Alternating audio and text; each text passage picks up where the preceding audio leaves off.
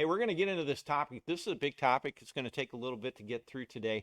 We're going to talk about the why question with regard to our topic of good and evil. Here's the question: Why do blank things happen to blank people?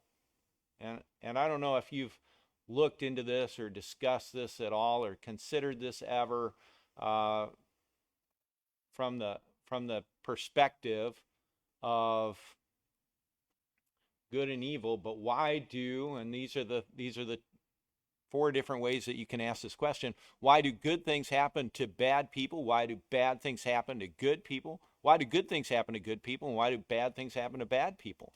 I mean, all four of those questions can be asked and probably should be asked. We seem to definitely gravitate into one quadrant of this. We look at why do good things happen to bad people? Mostly because I think we feel a lot of compassion and sympathy for others in their plight or their circumstances, or maybe even ourselves, as we say, why is this happening to me? What did I do to deserve this? Or we look at people enduring through extreme circumstances and wonder, what is going on? Why do these bad things happen to good people? Did I say why do good things happen to bad people? We gravitate toward the quadrant that says why do bad things happen to good people? Okay, so we're going to take that up.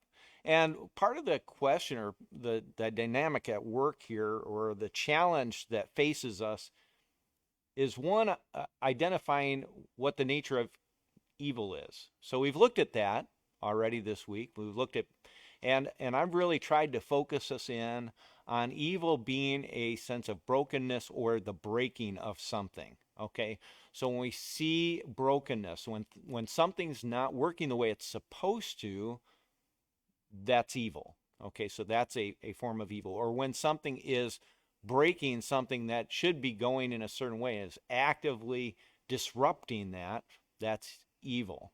Okay, so those are some, that's just a very basic definition, goes right to the root word reah in the Hebrew that is used to describe evil or is translated as evil, and that is brokenness. So that's what our definition is. So we have to define evil because we want to know what is it that we're talking about when bad things or evil things happen to good people.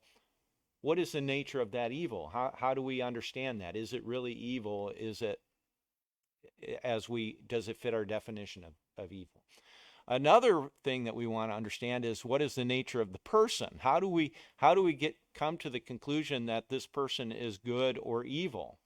I mean, that's pretty judgmental, isn't it? When we look at people and we say, that person is evil or that person's really good. And what is the standard or measurement that we're using to define that when we ask this question? So this is a challenging question from both sides, from both ends of the sentence as it is being asked. Probably the easier parts are when we look at it and we kind of agree on a general consensus that a person is good, and when they receive good things, that's a good deal all around. Or when a person is bad and we all kind of agree with the consensus the person is bad and they get what's coming to them, that badness. So we get that also too. So good people, hey, you deserve this. You deserve a break today at McDonald's. Oh, I should get some royalties from that, shouldn't I? Yeah, I should get some. Well, that's kind of a motto, isn't it? Not just for that restaurant, for that chain, for that franchise. They can't franchise that motto because it's something that we all have used. You deserve a break. You deserve this. You deserve that because you've done something good. You're a good person, something to that effect. Or you're going to get what's coming to you. You're going to have to pay the piper one day, that kind of thing. The bad that goes to the bad. The challenge is when it doesn't seem to match up, when the good get bad and the bad get good. That's really the challenging part for us, or the hard part of this question.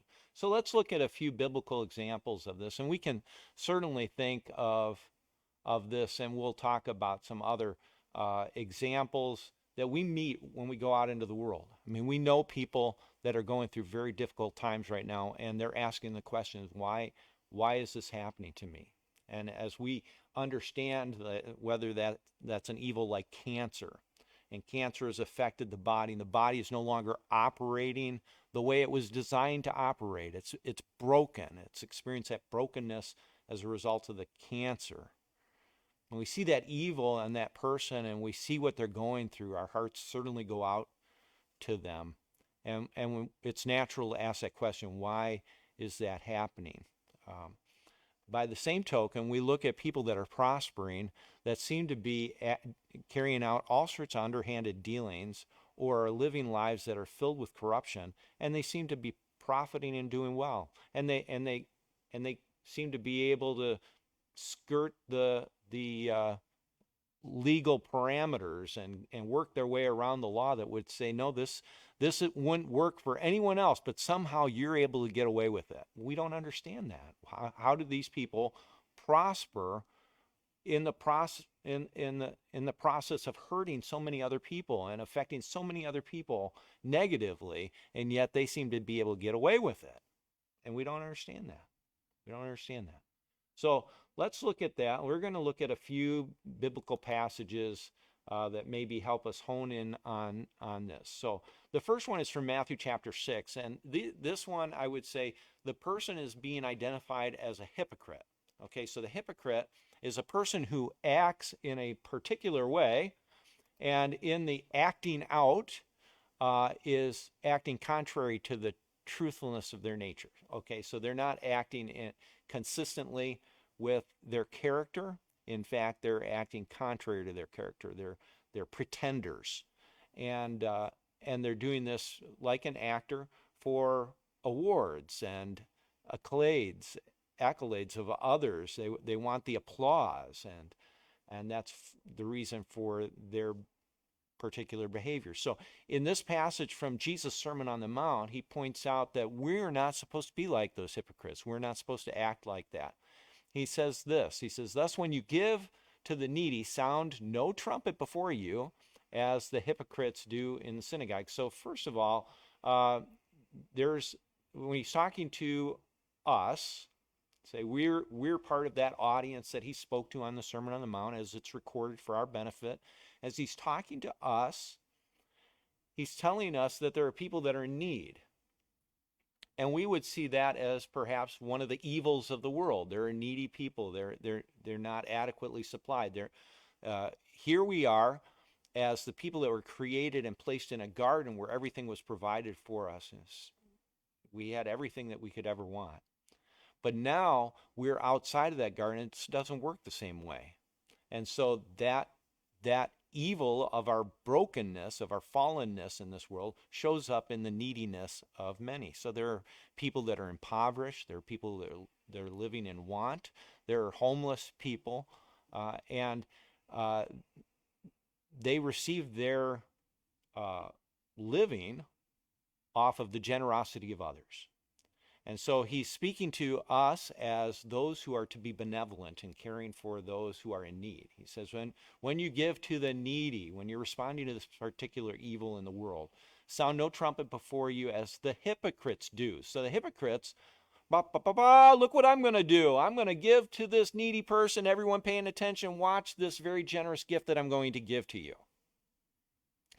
And they do this in the synagogues and in the streets where it's a very public setting so that people will see them and they can show off their generosity and their benevolence and have everyone think the highest of them. They do this that they may be praised by others. Truly I say to you, they have received their reward. So here's the deal. They're responding to a real need. There is a brokenness or an evil that exists. But the nature of their response is indicative of another evil that exists, and that is this self-serving nature that's pretending to be selfless. Okay, so this fakeness, this fakeness. And here, these hypocrites are referred to, and Jesus doesn't use the word evil to describe them, but when we hear that word hypocrites in the Bible, we generally almost hear the word in the back recesses of our mind. We just think evil. These are the bad guys in here, and we're not supposed to be like them.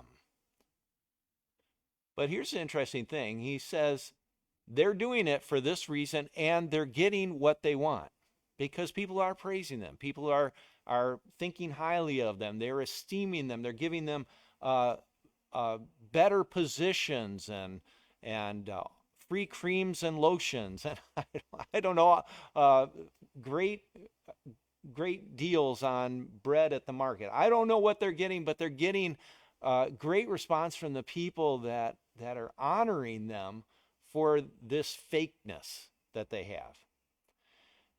And Jesus points out the fact that truly I say to you, they have received their reward. So the bad guys are receiving the good things. They're getting what they want. But as Jesus is pointing this out, he's also saying they've received their reward. That's all they've got coming to them. You don't pursue that reward. That's not the good thing that you want.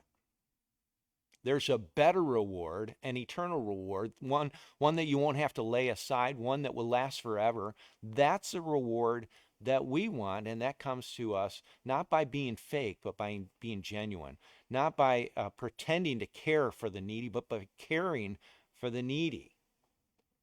Okay, so there's one example in Matthew chapter 6:2 of where a bad gets a good, but the good are instructed, don't pursue the good that he got because it's not, I would say, it's not good enough. It's transitory. It's passing away. Why would we want that when there's something much better that we can have? That's not the reason to go for this. That's not the reason to do this. I do this because God loved us. We love others, and we demonstrate that by caring for the needy. All right, let's look at another passage. This is John chapter 9. Okay, John chapter 9. This is a situation where Jesus comes into contact with a person who's blind. And the question is asked him by his disciples as he passes by. And his disciples asked him, Rabbi, who sinned, this man or his parents, that he was born blind? So while the hypocrite was seen as good, perceived as good by the people that were giving him the free creams and lotions, for the pat on the back for giving generously. We don't even know how generous the gifts were, but providing something to the needy and doing those things just so that they might receive that praise. Here's a situation where the person is perceived as bad, the blind person, because someone sinned. So there's a negative connotation on this person's infirmity. This person has never seen the light of day. And so the disciples are asking, Rabbi, who sinned? Where's the evil here? So they realize there's something wrong. There's something broken.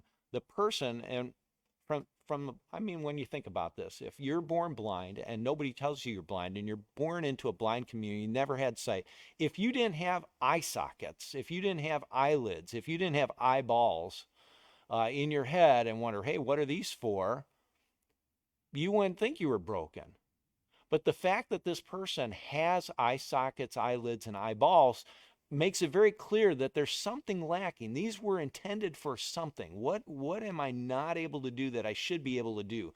There's a brokenness that's very clearly evident in his face. Everyone that looks at him sees these things aren't working. And they see that because theirs are working. So what was the reason why this person can't see? What's to blame for the brokenness of this person? Was it the man himself? Did he do something? This person was born blind. Born blind. What did he do? What was he do? Too many somersaults made his mother too sick in the womb? What could this person have done in the process from conception to birth that would have resulted in blindness? This is the question they're asking. Was it this person, Or was it the parents? Maybe the parents did, where there were some illicit drug involvement there. Did they go on a drinking binge? Was there some roughhousing and an accident occurred? What did the parents, maybe this wasn't a natural consequence of something they did in the body. Maybe they sinned otherwise, and God brought it to bear on this child that is now grown into a man. So this person has seen not the light of day since birth. And the question is, why? Why? Is this person the bad one? Are the parents the bad one? Who's responsible for this evil of blindness? And Jesus goes on, he says, it was not that this man sinned or his parents, but that the works of God might be displayed in him. So in this case, it wasn't a result of evil, but it was for the benefit of good. So because that person was born into a fallen and broken world, the opportunity came for that person to experience goodness, a little delayed for this particular occasion. So the person was born blind, raised blind, lives blind.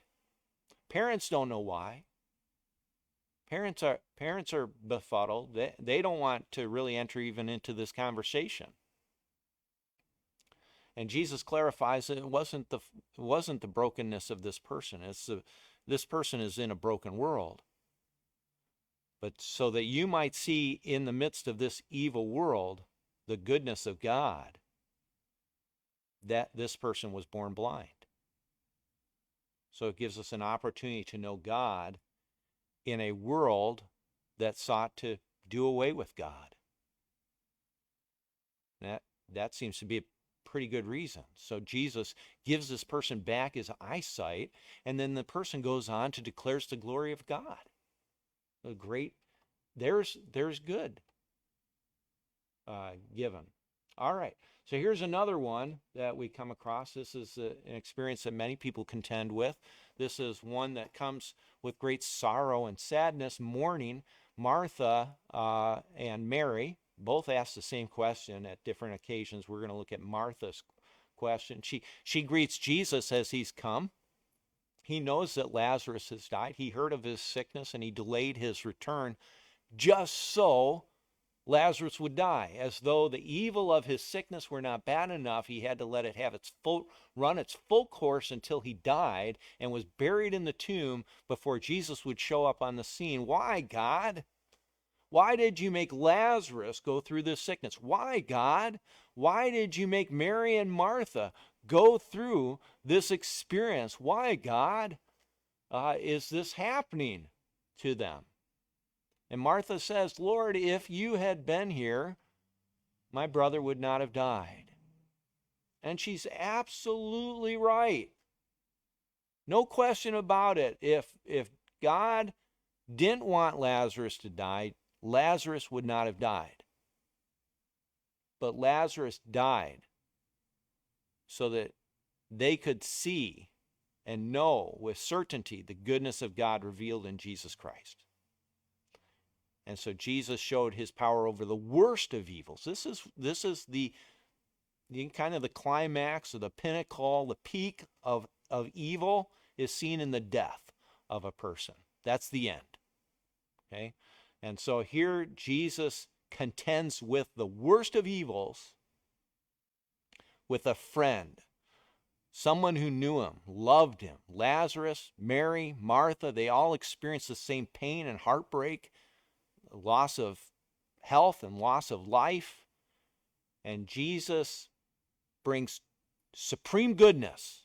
And this is what he wants us to see and what he wants us to have. That's why we start back at the beginning, and many in the world are chasing after that temporary reward that comes today.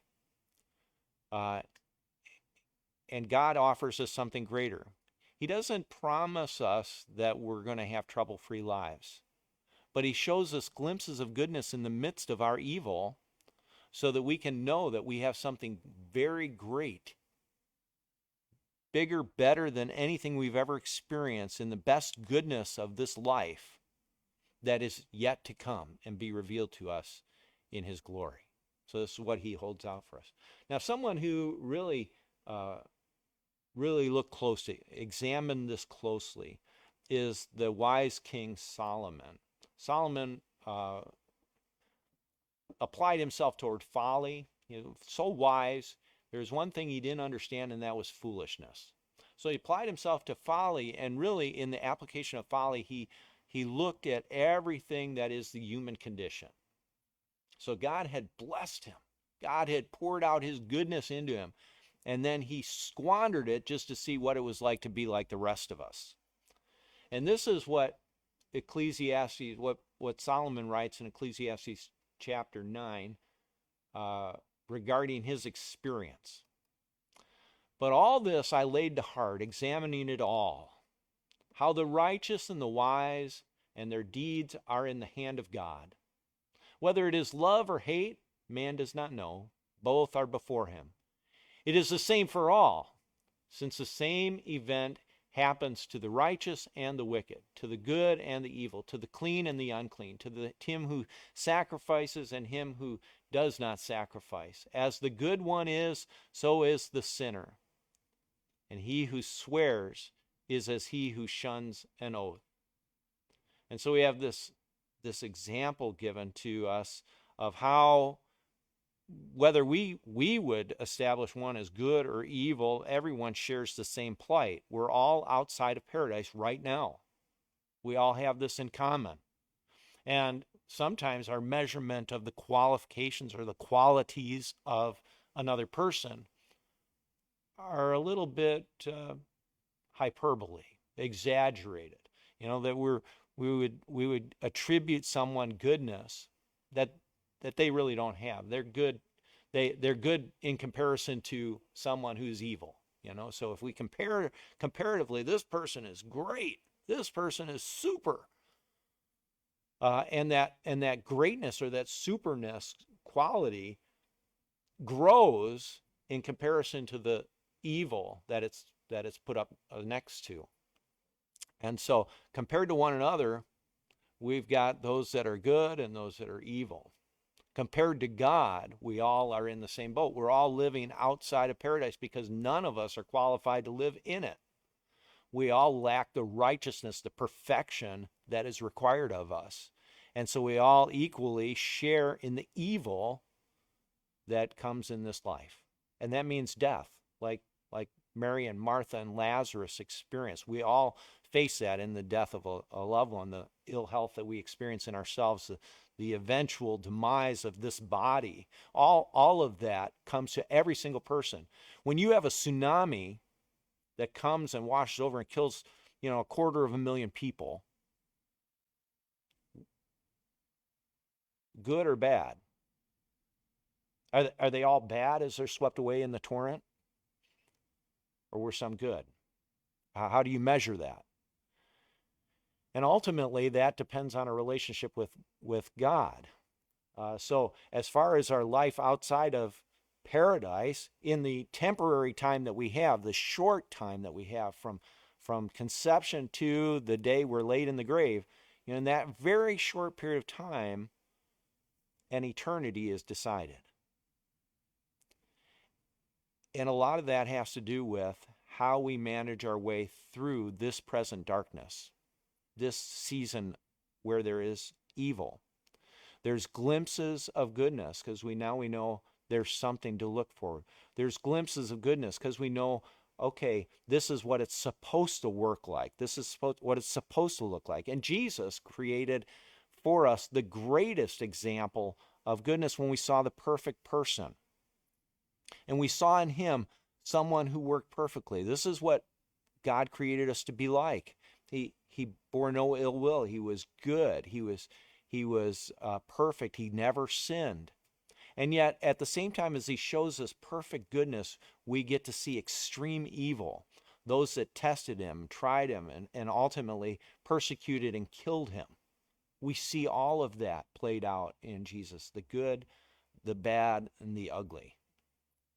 And so all of us share in this plight. We also share in that great need of the goodness that can only come from our God.